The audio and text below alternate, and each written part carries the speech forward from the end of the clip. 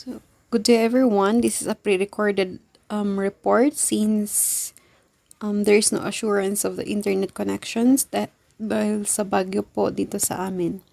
So, my topic is physical exam of the thorax and the lungs, and this will be very brief. Before proceeding to physical exam, we have to take the health history first, especially the chief complaints of the patient. And these are the common complaints for thorax and the lungs: chest pain, shortness of breath or dyspnea, wheezing, cough, hemoptysis, daytime sleepiness, and disordered sleep. While talking to the patient during history taking, we can also do some quick observation on the physical status of the patient. So, in history taking, syempre po yung history of present illness, etc. And we always remember to us on the duration, the onset, the frequency, the quality of the symptoms. So, before we go to physical exam, let's just have a very quick review of the anatomy. We start with the chest wall. We have the suprasternal notch, manubrium of the sternum, the sternal angle. Please look at the picture.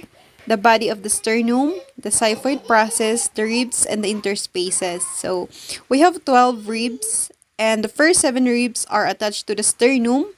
The 8 to 9 and 10 ribs are attached to the ribs above them, as we can see in the picture, and the 11th and 12th ribs are floating ribs. So the tip of the 11th rib can be felt on the lateral side, while the tip of the 12th rib is felt posteriorly sa likod. And all of them are posteriorly attached to the thoracic vertebrae.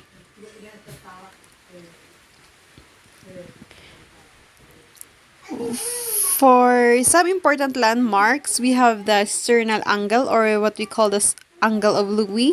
It is located 5 cm below the suprasternal notch. And katapat nito is the second rib. So this is where we start to count intercostal spaces.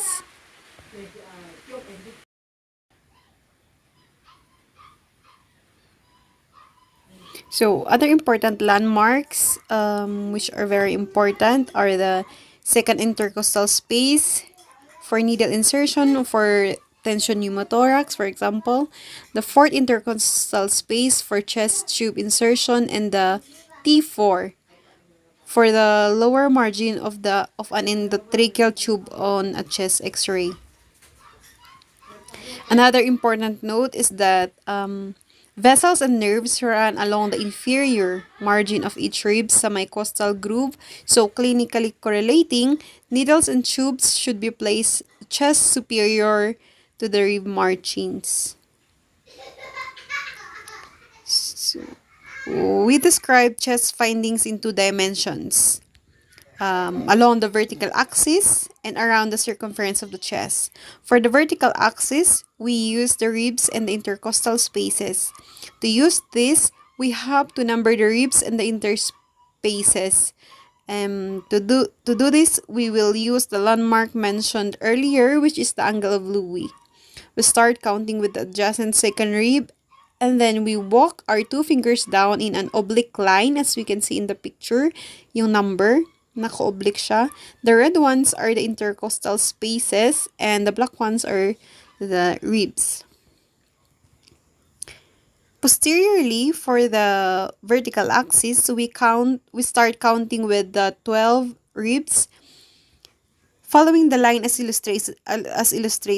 illustrated in the picture, with the fingers on one hand press in and up against the lower border of the 12th rib, and then walk up the intercostal spaces numbered in red, or follow a more oblique line up and around the front of the chest. So the first intercostal space that we can feel would be the 11th, and then count backwards while going up, 11, 10, like that. Another dimension in describing the chest finding is the chest circumference. So anteriorly, we have the mid-sternal, which is at the sternum, mid-clavicular, which drops vertically from the midpoint of the clavicle, and anterior axillary line. So laterally, we have the anterior and posterior axillary lines. Drop vertically from the anterior and posterior axillary folds. So the muscle masses that border the axilla. So the mid-axillary line naman drops from the apex of the axilla. Posteriorly, the vertebral line overlies the spinous process of the vertebra.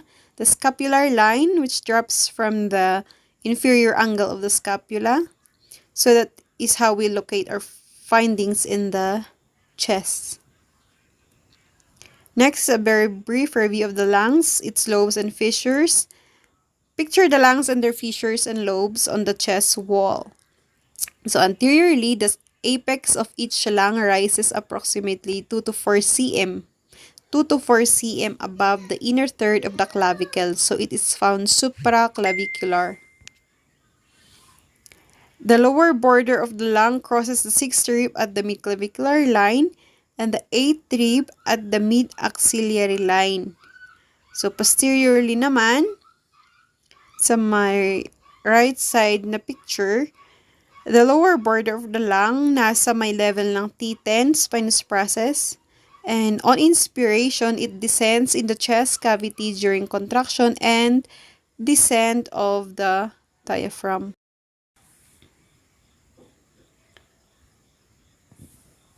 So for the fissures naman, each lung is divided roughly in half by an oblique or the major fissure, as shown in the right picture. This fissure runs from the T3 spinous process obliquely down and around the chest hanggang sa may 6th rib at the midclavicular line sa harap. So for the right lung only, it is further divided by the horizontal fissure or what we call the minor fissure.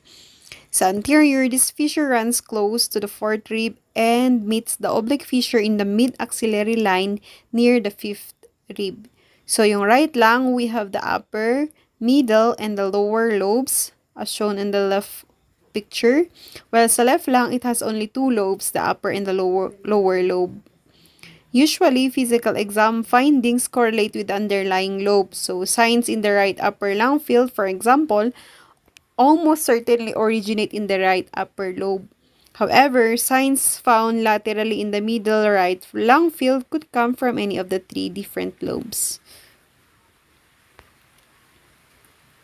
Next, the trachea and the major bronchi. The trachea bifurcates into its main stem bronchi at the levels of the sternal angle or the angle of Louis anteriorly and the T4 spinous process posteriorly. So the right main bronchus is wider, it is shorter and more vertical as we can see in the picture than the left main bronchus and directly enters the hilum of the lung. So each main bronchus then divided into lobar and then into segmental bronchi and then the bronchioles. And then it terminates in the sac-like pulmonary alveoli kung saan nagkakaroon ng gas exchange. Next is the pleura. And these are serous membranes that separate the lung from the chest wall. The visceral pleura covers the outer surface of the lungs. The parietal pleura lines the pleural cavity along the inner rib cage and the upper surface of the diaphragm. So, between the visceral and parietal pleura, yung sa may nabilugan is the pleural space na may serous pleural fluid. The visceral pleura has no sensory nerves, but the parietal pleura is richly innervated by intercostal and phrenic nerves. Lastly are the muscles of respiration. The first one is the diaphragm. The principal muscle of inspiration is the diaphragm. So during inspiration, the diaphragm contracts, descends in the chest, and expands the thoracic cavity, compressing the abdominal contents and then pushing out the abdominal wall. So the muscles in the rib cage also expand the thorax, especially the scalenes, which run from the cervical vertebra to the first 2 ribs, and then the parasternal intercostal muscles or the parasternals, which they run cross obliquely from the sternum to the ribs. So, as the thorax expands, interthoracic pressure decreases na nagdodraw ng air through the tracheobronchial tree into the alveoli. And yun yung nag-e-expand ng lungs. So, during expiration naman, the chest wall and lungs recoil and the diaphragm relaxes and it rises passively. So, abdominal muscles assist also in expiration. As air flows outward, the chest and abdomen return to their resting positions. Finally, for the anatomy are the anatomic descriptors of the chest. We have supraclavicular, which is above the clavicles, infraclavicular, below the clavicles, interscapular, which is between the scapula, and infrascapular, below the scapula, and the basis of the lungs, and this is the lowermost portions, and the upper, middle, and the lower lung fields. And ginagamit natin terms to properly describe locations of our findings. We now go to the physical examination, but first and foremost, we have to put in mind the privacy of the patient. We use drapes and the patient's gown. For men, we arrange the gown so that we can see the full chest. For women naman, we cover the anterior chest when examining the back. And for the anterior examination, we drape the gown over each half of the chest as we examine the other half. So for the positioning of the patient, we examine the posterior thorax and lungs while the patient is sitting, and the anterior thorax and lungs with the patient supine. So when the patient is sitting for the posterior exam, the patient's arm should be folded across the chest with hands resting, if possible, on the opposite shoulder. So this position swings the scapula laterally and increases access to the lung fields. So parang ganito sa posterior pero hindi nagpapakute. This is just for the illustration ng kamay. And I grabbed this photo from Alami stock photo. So for patients naman na hindi makaupo, we can ask for assistance so then you can examine the posterior chest in the sitting position. If this is not possible, we can roll the patient to one side and then to the other. We percuss and auscultate both lungs in each position. For the initial survey, we carefully observe the rate, the rhythm, the depth, and effort of breathing. We also note whether expiration lasts longer than usual. So we have to observe for signs of respiratory distress if there is tachypnea, which is about more than 25 breaths per minute. Inspect also the patient's color for cyanosis or pallor. Recall also earlier relevant findings such as the shape and color of the fingernails, if there is diaphoresis, clubbing of fingers, cyanosis of the lips and the oral mucosa. So, we also listen for audible sounds of breathing, yung naririnig talaga. Is there any audible whistling sound during inspiration over the neck or the lungs? By the way, the normal count of breaths per minute is 14 to 20 breaths per minute. So, we inspect the neck if there is contraction of the accessory muscles, which are the supraclavicular muscle and the scalene muscles, or the supraclavicular or if there is supraclavicular retraction during inspiration, or if there is contraction of the intercostal or abdominal oblique muscles during expiration. We also observe the shape of the chest, which is normally wider than it is deep. The ratio of the anterior posterior diameter of to the lateral chest diameter is usually 0.7 to 0.75 up to 0.9 according to Bates, and it increases with aging. So we will check if may barrel chest ba siya or it's normal. We can start with the examination of the posterior chest. We follow the IPPA or the inspection, palpation, percussion, and auscultation pattern. For inspection, We stand in the midline position behind the patient for the posterior exam. Note the shape of the chest and how the chest moves. So we note for any deformities or asymmetry in the chest expansion, abnormal muscle retraction in the intercostal spaces during inspiration, pag nag-i-inspire siya, and which are most visible in the lower intercostal spaces. So, impaired respiratory movement on one or both sides, or a unilateral lag, or any delay in movement. So, next is, after inspection, is the palpation. So, as we palpate the chest, we focus on areas of tenderness or bruising, respiratory expansion, and fremitus. We palpate the chest for tender areas. Palpate any area where the patient reports pain or has visible lesions or bruises. Note any palpable crepitus, which is defined as a crackling or grinding sound over the bones or the joints or in the skin, with or without pain. So we also have to assess for any skin abnormalities such as masses or sinus tracts.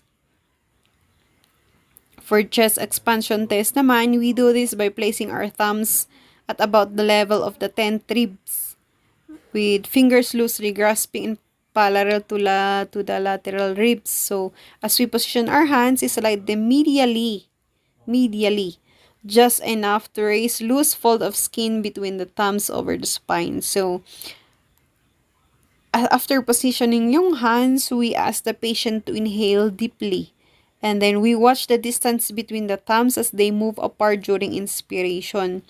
And feel for the range and the symmetry of the ribcage as it expands and contracts. Ito yung tinatawag na lang excursion. So, ito yung ginagawa sa chest expansion test. I got this photo from Bates.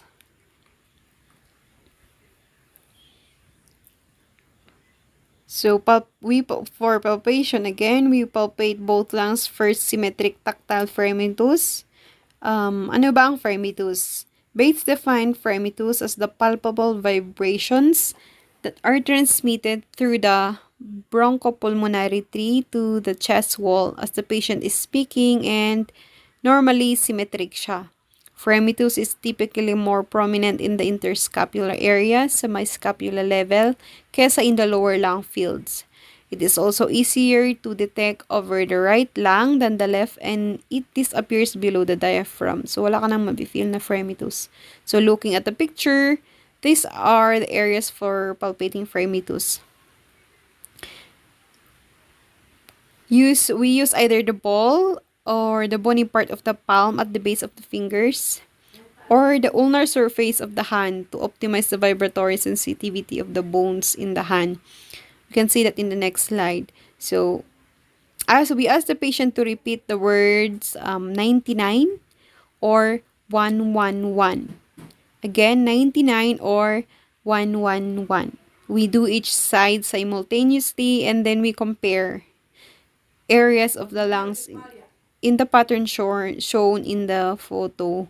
So, we identify and locate any areas of increased, decreased, or absent fremitus. If the fremitus is faint, we can ask the patient to speak more loudly or in a deeper voice. As I said, we can use either the ball of the hands, of the palms, like that in the left photo, or the ulnar surface of the hand dun sa may right photo. And this is to optimize the vibratory sensitivity of the bones in the hands. So, after palpation, we do the percussion. Percussion is one of the most important techniques of physical exam, and percussion sets the chest wall and the underlying tissues in motion na nagpo-produce ng audible sound and palpable vibrations. So, percussion also helps establish whether the underlying tissues are air-filled, fluid-filled, or consolidated. The percussion blow penetrates 5 to 7 cm. Again, 5 to 7 cm into the chest, pero hindi pa rin niya kayang i-detect ang mga deep lesions. Deep-seated lesions or those which are beyond the 7 cm. For right-handed person, we hyperextend the middle finger of the left hand, known as the pleximeter finger. We press the distal interphalangeal joint, yung sa dulo, firmly on the lung surface to be percussed. And then, we have to avoid surface contact by any other part of the hand because this dampens out vibration. So, yun lang talaga yung dulo ng pleximeter finger ang nakadikit sa skin. The thumb and second fourth fingers should not touch the chest wall. We position the right forearm quite close to the surface with the hand cocked upward. So the middle finger should be partially flexed, relaxed, and poised to strike. With a quick, sharp, but relaxed wrist motion, so we use the wrist, strike the pleximetal finger with the right middle finger.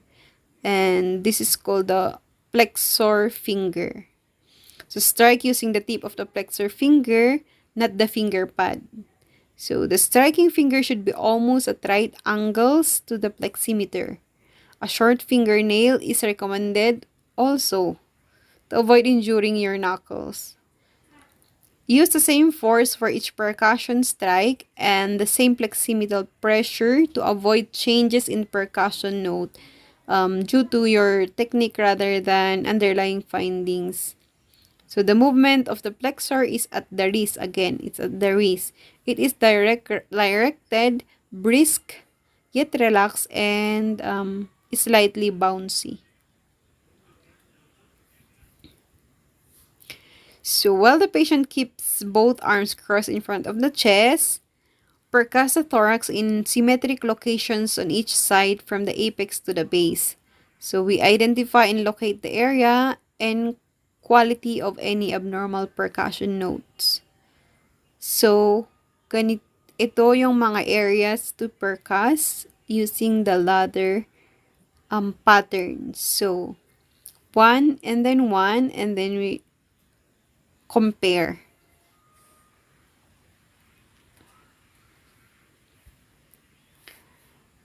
So these are the percussion notes that are noted on percussion. They are either flat, which is short, soft, high pitch, and dull, which is medium in intensity, medium pitch, and these are found in fluid field or solid areas. Next is the resonant, which is loud, low pitch, and lasts longer, and are percussed in air-filled areas. So ito yung makikita or maririnig natin sa chest area normally, since the lungs are air-filled. Another is the hyperresonant, which are louder than resonant, lower pitch, and last longer. And lastly is the tympanic na ang timbre is musical.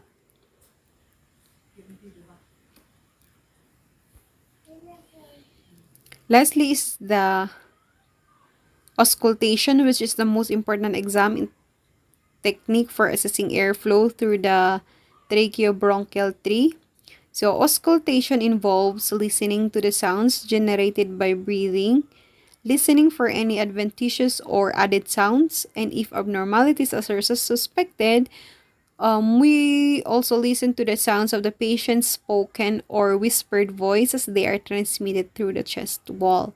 So one important note is that before beginning auscultation, we ask the patient to cough once or twice to clear mild atelectasis or airway mucus that can produce unimportant extra sounds.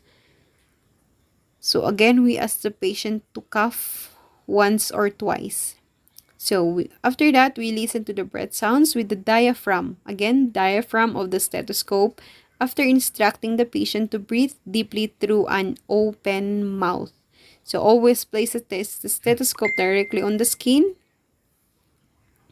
Walang damit kasi clothing alters the characteristics of the breath sounds and can introduce friction and added sounds. So the pattern is the same with percussion na ladder pattern. So move from one side to the other and compare symmetric areas of the lungs. Listen to at least one full breath in each location. So if you hear or suspect abnormal sounds, auscultate adjacent areas to assess the extent of any abnormality. So if the patient becomes lightheaded from hyperventilations, allow the patient to take a few normal breaths and then proceed. And then note also for the intensity of the breath sounds. We also listen for the pitch, the intensity, and the duration of the inspiratory and expiratory sounds that we can hear. Are vesicular breath sounds distributed normally over the chest wall? Are the breath sounds diminished, or are there bronchovesicular or bronchial breath sounds in unexpected places? If so, in what distribution? So, importante ang distribution and location. So, here are the normal breath sounds that can be heard from auscultation. We have the vesicular, which is an inspiratory sounds, last longer than expiratory sounds, and it's soft, and it is heard over most of both lungs. We have bronchovesicular.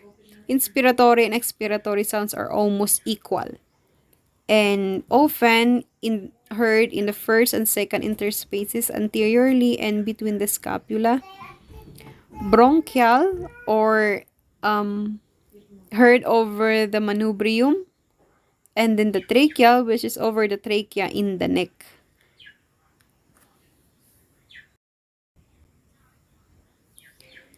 So here are also the adventitious or the abnormal sounds, or what we call the added breath sounds. We have the continuous and the discontinuous.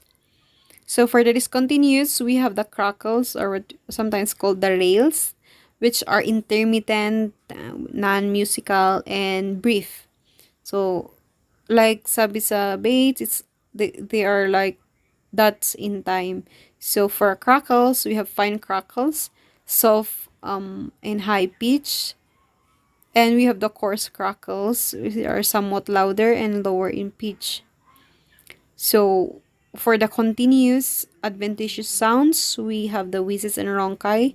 So sinusoidal or musical or prolonged, but not necessarily persisting throughout the respiratory cycle.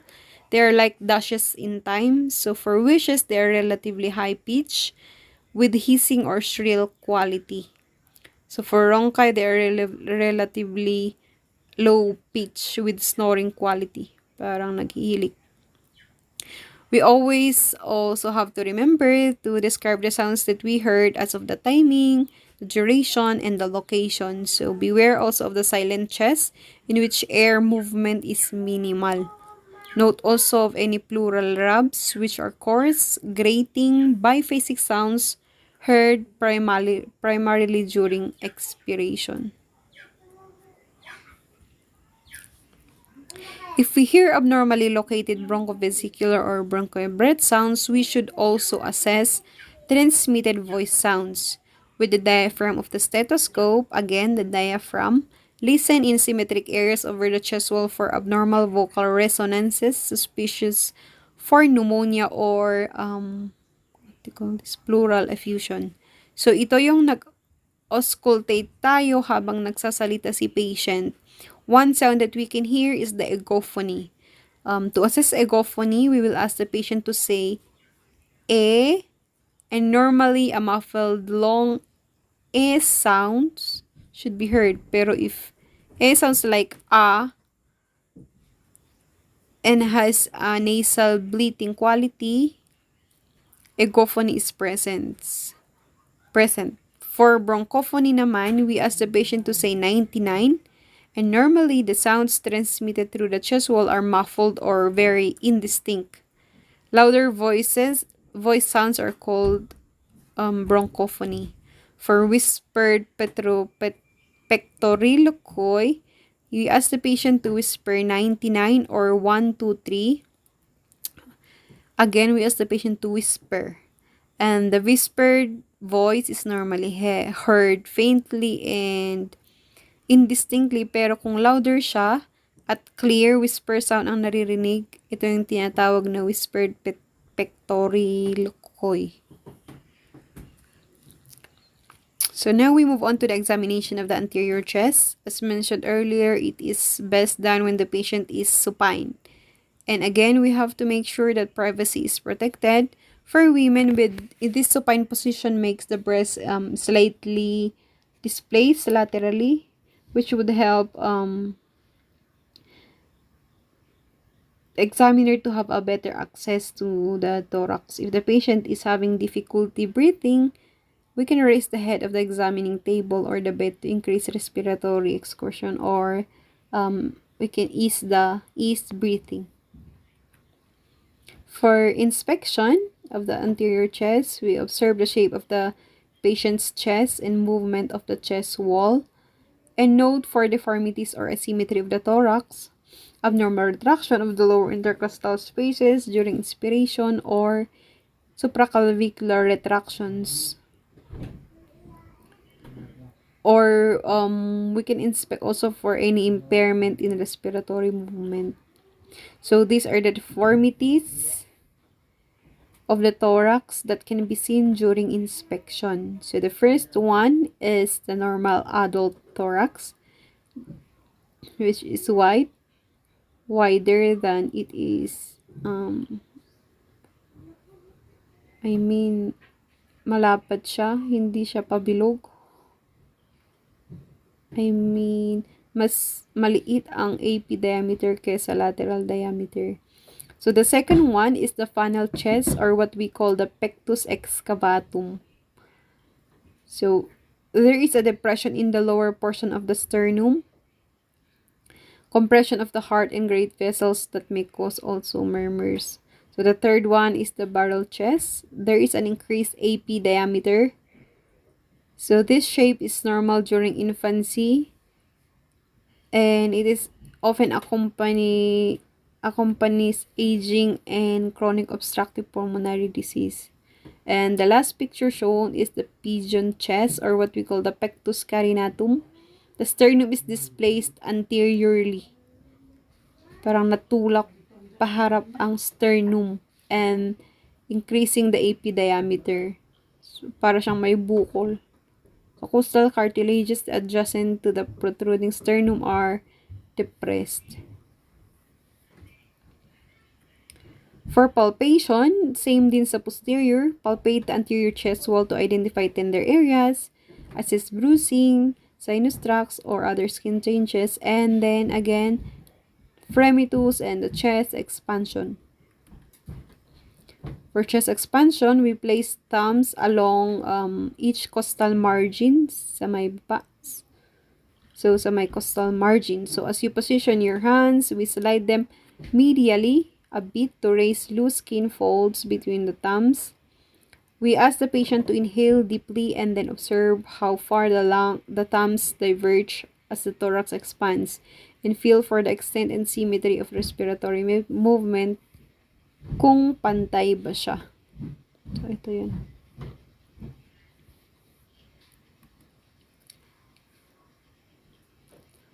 In the palpation also is the tactile fremitus. So, anteriorly, these are the positions for palpating tactile fremitus.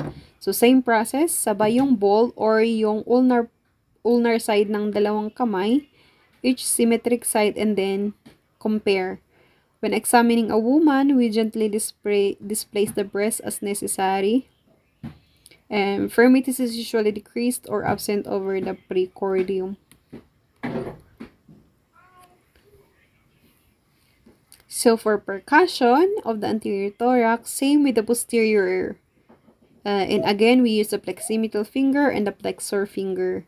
Percuss the anterior and lateral chest, comparing both sides. One important note is that the heart normally produces an area of dullness to the left of the sternum from the third to fifth interspaces. So in a woman, para ma-enhance ang percussion, we gently displace the breast with the left hand while percussing with the right. So You can also ask the patient to move the breast for you. Siya na lang magmo-move. And then again, we identify and locate any area with an abnormal percussion note.